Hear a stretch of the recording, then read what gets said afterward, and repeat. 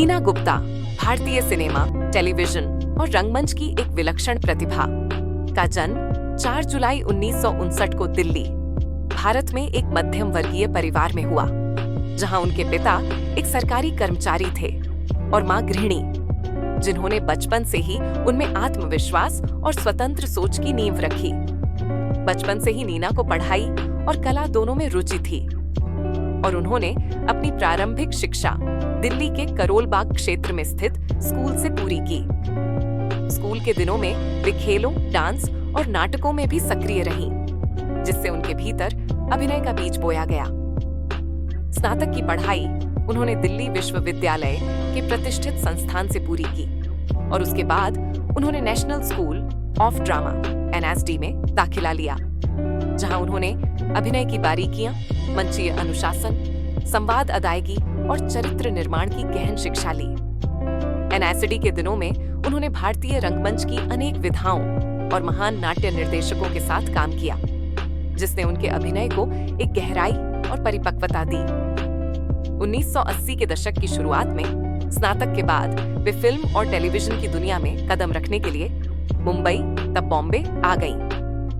उनका पहला बड़ा ब्रेक अंतर्राष्ट्रीय ख्याति प्राप्त निर्देशक रिचर्ड एटनबरो की फिल्म गांधी 1982 में मिला, जिसमें उन्होंने एक सहायक भूमिका निभाई।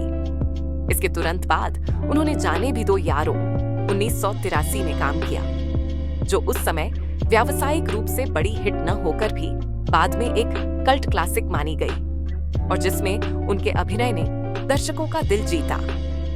1980 और 1990 के दशकों में नीना ने मंडी, उस्ताद, रिहाई, वो चोट, साथ साथ, त्रिकाल, दर, सूरज का 7वां घोड़ा जैसी फिल्मों के साथ साथ समानांतर सिनेमा और आर्ट फिल्मों में भी अपनी मजबूत उपस्थिति दर्ज कराई। वे सिर्फ फिल्मों तक सीमित नहीं रहीं, बल्कि टेलीविजन पर भी उन्होंने अपनी पहचान बनाई। 1980 और 90 के दशक में भारत एक खोज, मिर्जा गालिब, सांस जैसे धारावाहिकों में उनके काम ने उन्हें हर घर में लोकप्रिय बना दिया। खासकर सांस 1999 उनके करियर का अहम मोड़ साबित हुआ, क्योंकि इसे उन्होंने लिखा, निर्देशित और इसमें मुख्य भूमिका निभाई। एक ऐसी महिला की कहानी जो अपने पति के धोखे के बाद भी जीवन में आगे बढ़ती है। इस धारावाहिक ने उन्हें महिला सशक्तिकरण की प्रतीक के रूप में स्थापित किया। नीना गुप्ता का निजी जीवन भी हमेशा सुर्खियों में रहा।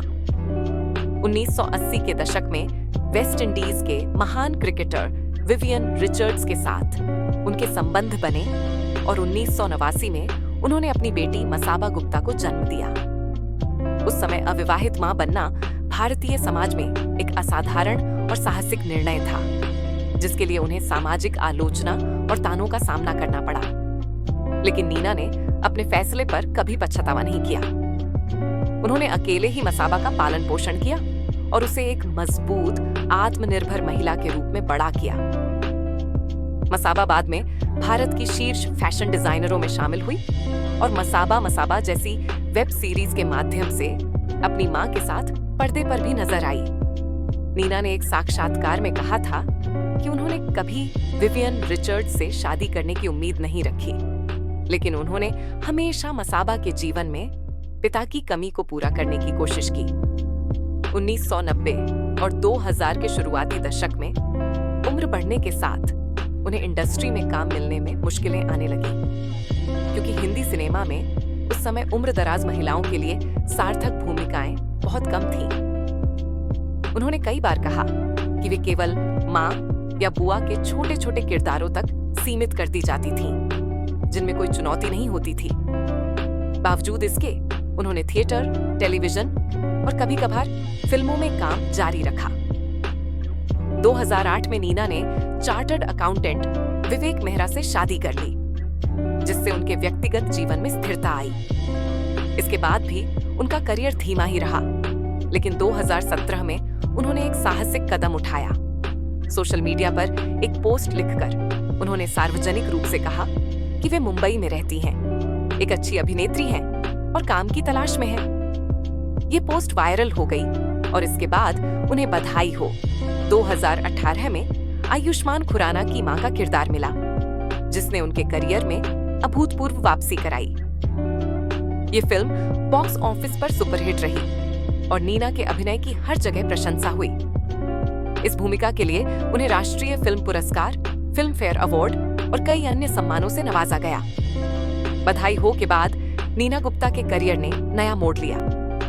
उन्होंने शुभ मंगल ज्यादा सावधान, 2020, द लास्ट कलर, निर्देशक विकास खन्ना, पंचायत, अमेज़न प्राइम की लोकप्रिय वेब सीरीज मसाबा मसाबा, ऊंचाई 2022, वध 2022 जैसी फिल्मों और सीरीज में यादगार भूमिकाएं निभाईं। पंचायत में उनकी सरल ग्रामीण महिला की भूमिका ने उन्हें छोटे पर्दे पर फिर से एक प्यारी और सहज अभिनेत्री के रूप में स्थापित किया, जबकि मसाबा मसाबा में उन्होंने अपने वास्तविक जीवन के अनुभवों को बेबाकी से पर्दे पर उतारा।